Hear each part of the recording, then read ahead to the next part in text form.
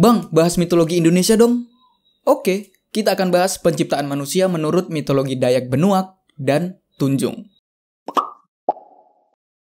Nah, ini juga salah satu request yang sering aku lihat pada saat aku live streaming. Yang mana kalian nge-request untuk ngebahas mitologi yang ada di Indonesia. Nah, sebenarnya cuy, agak sulit untuk mencari sumber tentang mitologi yang ada di Indonesia. Dan kebanyakan konten kreator yang ngebahas tentang mitologi Indonesia itu aja yang dibahas, mainstream gitu. Jarang ada yang ngebahas penciptaan dunianya, jarang ada yang ngebahas penciptaan ini itu. Pokoknya jarang lah ngebahas yang lengkap dan yang detail-detail. Kebanyakan dari mereka yang membawakan konten mitologi Indonesia itu pasti makhluk-makhluknya. Makhluk mitologi dari ini, makhluk mitologi dari itu.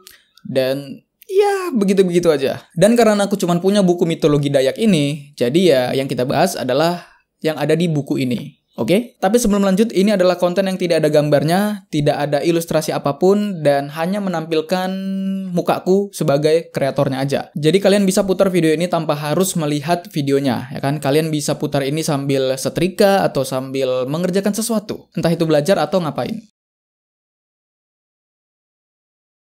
Jadi di konten sebelumnya kan kita udah pernah bahas tentang penciptaan dunia dari mitologi ini. Mitologi Dayak Benuaq dan Dayak Tunjung. Ya walaupun di konten itu juga nggak ada gambarnya sih. Karena memang susah coy cari gambarnya. Jadi setelah langit dan bumi diciptakan, sisa-sisa bahan untuk membuat bumi itu dijadikan bahan untuk membuat manusia. Bahannya apa? Bahannya adalah tanah.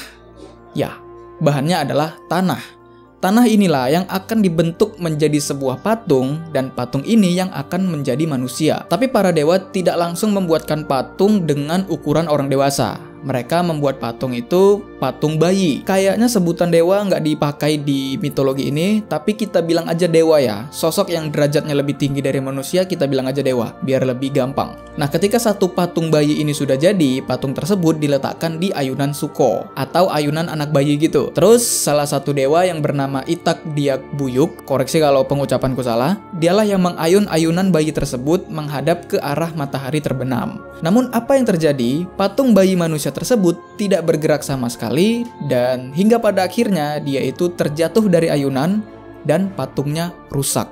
Diperbaiki lagi lah patung tersebut, kemudian diletakkan di ayunan lagi dan diayun oleh dewa yang berbeda. Dan tak lama kemudian patung tersebut mulai bergerak, dia mulai menggerakkan kakinya, dia mulai menggerakkan tangannya, dan dia juga udah mengeluarkan suara-suara kecil kayak suara nyamuk gitu coy, kecil. Kemudian patung tersebut semakin tumbuh besar, semakin besar hingga dia menjadi manusia dewasa. Dan ya, patung tersebut akhirnya bisa berdiri, bisa duduk, dan dia sudah seperti manusia pada umumnya. Dan manusia pertama ini jenis kelaminnya adalah cowok. Inilah manusia pertama di mitologi ini yang diciptakan dari tanah, dan bisa dibilang ini adalah Adamnya mitologi Dayak Benuaq dan Tunjung. Namanya adalah Temerikuk Langit. Nama ini bakal sering berubah-ubah, tapi kita pakai nama Temerikuk Langitnya aja ya, biar lebih gampang memahaminya. Nah, hidup sendirian di bumi pastinya akan sangat terasa kesepian. Dan karena rasa kesepian itu, Temerikuk Langit menginginkan sebuah teman. Dia kemudian mencabut tulang rusuknya, kemudian dilemparkan ke tanah. Dan setelah itu Temerikuk Langit pergi untuk berkeliling dunia. Tapi sebelum pergi, dia berjanji kepada dirinya sendiri untuk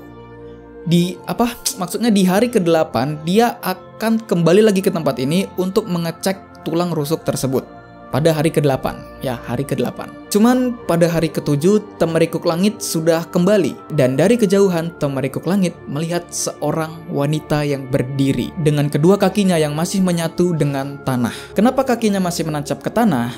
Itu karena ini masih hari ke-7 cuy. Harusnya kan hari ke-8 Temerikuk Langit balik gitu kan, sesuai dengan janjinya.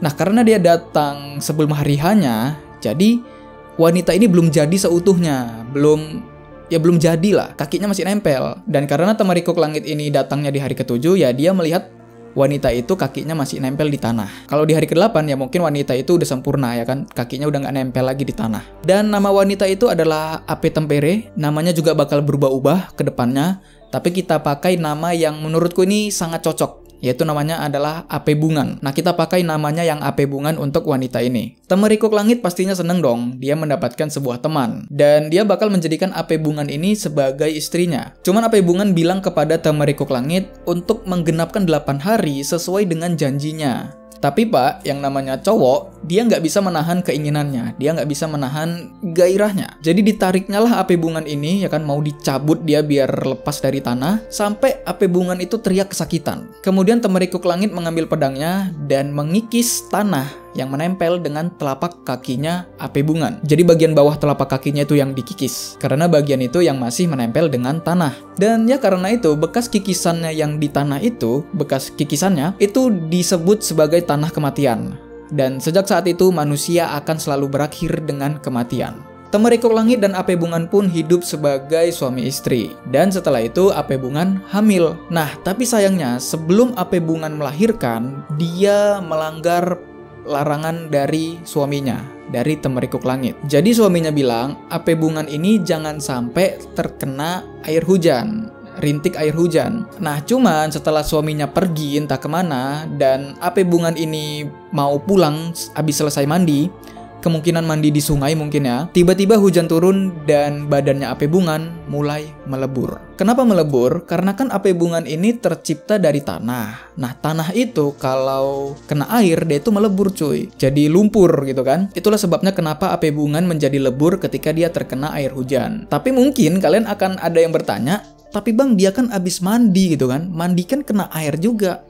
Kok di situ dia nggak melebur? Nah, aku kurang tahu.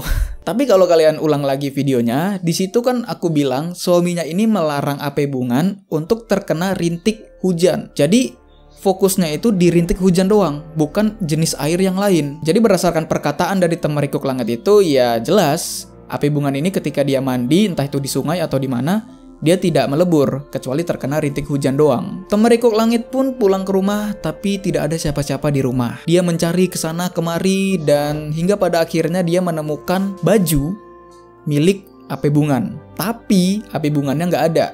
Jasadnya itu udah nggak ada. Dan di situ juga tergeletak sebuah janin. Dibawalah janin itu ke rumah, kemudian Temerikuk Langit mencari kulit kayu gaharu, kemudian kayak dibungkuskan ke janin tersebut. Intinya janin ini dirawat kali sama Temerikuk Langit supaya dia bisa selamat, bisa tumbuh dewasa. Tapi ketika janin ini sudah tumbuh dewasa, ketika janin ini sudah menjadi wanita yang cantik, Temerikuk Langit menjadikan anaknya sebagai istrinya. Ya, hubungan incest. Ini udah biasa di cerita-cerita mitologi, tapi mungkin untuk Indonesia mungkin masih rada-rada wah gitu ya. Dan endingnya sama, istrinya ini juga kena rintik hujan, dia juga melebur, dan janinnya itu tergeletak di sana juga. Kemudian janin itu dirawat sepenuh hati, dan dia tumbuh menjadi wanita dewasa yang cantik. Dan diberi nama Ayak Sraket Pinang. Ayak itu kayaknya ada sebutannya sih, aku lupa artinya.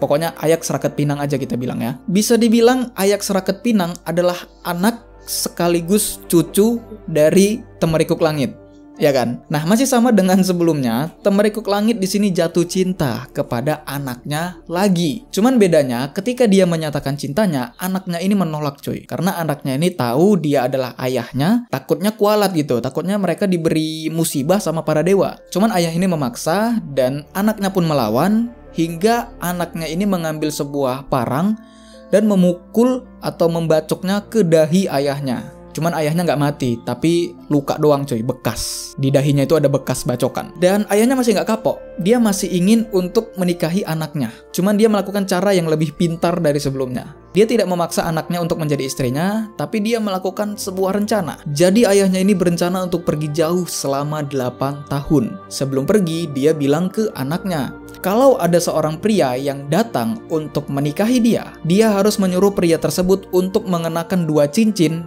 yang diberi oleh ayahnya ini. Kalau cincin itu longgar atau kesempitan, maka tolaklah pria tersebut. Tapi kalau cincin itu pas, maka terima dia menjadi suamimu. Nah, setelah 8 tahun lamanya Temerikuk Langit pergi, dia penampilannya sudah berubah coy, ya kan? Udah 8 tahun, itu udah berubah lah mukanya. Terus penampilannya juga berubah, gaya bicaranya juga berubah. Pokoknya Temerikuk Langit ini menyamar sebagai orang lain. Dan bekas luka di dahinya itu ditutupin pakai aksesoris kepala gitu. Ya mungkin sebuah ikat kepala. Dan ketika dia datang menemui anaknya, Ayak Sraket Pinang, dia berlagak seperti tamu. Dia pura-pura nggak kenal sama anaknya. Dan penyamaran itu berhasil pak. Anaknya tidak mengetahui kalau pria itu adalah ayahnya. Dia menganggap pria itu asing. Dan ya berkat penyamaran itu Temerikuk Langit berhasil PDKT dengan anaknya sendiri. Ketika rasa cinta mulai muncul di antara mereka berdua, Ayak Seraket Pinang teringat dengan pesan ayahnya, yaitu 2 cincin tadi. Jadi disuruhnya lah pria ini untuk mengenakan 2 cincin sesuai dengan nasihat dari ayahnya. Dan sudah pasti cincinnya pas, Pak. Tidak longgar dan tidak kesempitan. Karena cincin ini adalah bagian dari rencana ayahnya untuk menikahi anaknya. Dan karena cincinnya pas, anaknya pun tidak menolak untuk menikah dengan pria tersebut. Sungguh rencana yang cukup cerdik dan butuh kesabaran yang ekstra karena dia harus menunggu 8 tahun. Tapi itu membuahkan hasil. Tapi suatu hari ketika sang suami tidur, si Temerikuk Langit ini tidur, Ayak Seraket Pinang ini mengambil kesempatan untuk mengecek dahi pria tersebut. Dia kayak penasaran gitu kan. Dia pengen ngebuka aksesoris yang ada di kepalanya itu. Dan betapa kagetnya dia ketika dibuka, ternyata ada bekas luka. Dan dia teringat kalau dia pernah membacok dahi ayahnya. Dan ya dari situ Ayak Seraket Pinang tahu kalau pria tersebut ternyata ayahnya. Ternyata ayahnya menyamar untuk bisa menikahi dirinya. Ayak Seraket Pinang jadinya takut dengan kualat dari para dewa. Takutnya para dewa memberikan mereka musibah karena sudah melakukan hal seperti itu. Mereka pun berdoa agar mereka tidak dijatuhkan hukuman atau musibah dari para dewa. Dan untungnya tidak terjadi apa-apa, Pak, selama itu. Nah, mulai dari sini Ayak Seraket Pinang akan melahirkan banyak sekali manusia, banyak sekali anak-anaknya. Ya nggak sampai ratusan, mungkin puluhan. Sampai pada akhirnya Ayak Seraket Pinang melahirkan seorang putra yang bernama Diak Ayak Bura. Nah, suatu hari Diak Ayak Bura ditugaskan oleh orang tua mereka, Temerikuk Langit dan Ayak Seraket Pinang, untuk menjaga adik-adiknya yang masih berada di dalam ayunan. Dan ketika orang tua mereka ini pergi, mereka berpesan kepada anak-anaknya, kalau bayi yang ada di dalam ayunan tersebut bergerak, potonglah biak bura atau ayam putih, lalu makan bersama. Tapi anak-anaknya ini salah dengar, cuy. Kiranya mereka disuruh motong Diak Ayak Bura, seorang putra yang ngejaga bayinya itu. Bukan biak bura, bukan ayam putih. Nah, karena namanya sama, jadi orang itu salah dengar. Jadinya ya Diak Ayak Bura, seorang putra yang menjaga bayi-bayi di dalam ayunan itu, dipotong oleh saudara-saudaranya sendiri, kemudian dimakan. Dan ya, terjadilah kanibalisme. Ketika orang tua mereka pulang, sang ayah atau Temerikuk Langit ini merasa marah, cuman dia masih bisa menahan amarahnya. Dia masih bisa bersabar. Dan dari sini ayahnya memisahkan anak-anaknya menjadi 2 kelompok. Kelompok yang memakan daging mentah dan kelompok yang memakan daging yang dimasak. Kenapa dipisah? Karena mereka yang memakan daging mentah saudaranya nantinya akan berubah menjadi roh jahat. Sedangkan yang memakan daging saudaranya yang dimasak, itu mereka nanti akan berubah menjadi roh pendamping. Roh pendamping kayaknya kodam gitu. Dan ketika sudah dipisahkan menjadi 2 kelompok tersebut, mereka semua disuruh berpencar, ya kan? Tempatnya itu ditentuin sama Temerikuk Langit. Kau di sini.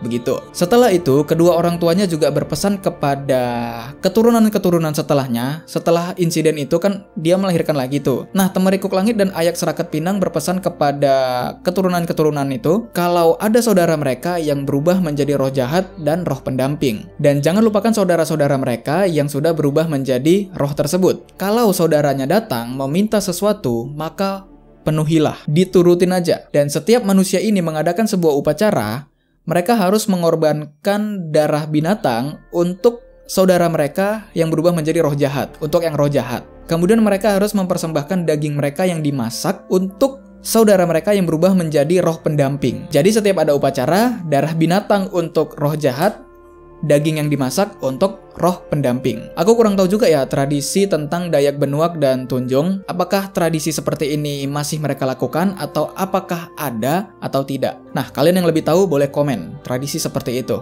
Pengorbanan darah dan daging hewan. Dan itulah penciptaan manusia menurut mitologi Dayak Benuak dan Tunjung menurut buku ini, yang aku ceritakan dengan versiku sendiri. Mungkin ada beberapa versi di luar sana, karena penyebaran ceritanya kan dari mulut ke mulut, jadi wajar kalau ada beberapa versi. Kalian boleh komen kalau kalian punya versi yang berbeda, dan kalau kalian mau melengkapi atau mengkoreksi, boleh banget untuk tulis di kolom komentar. Terima kasih udah nonton, dan sampai jumpa di next video.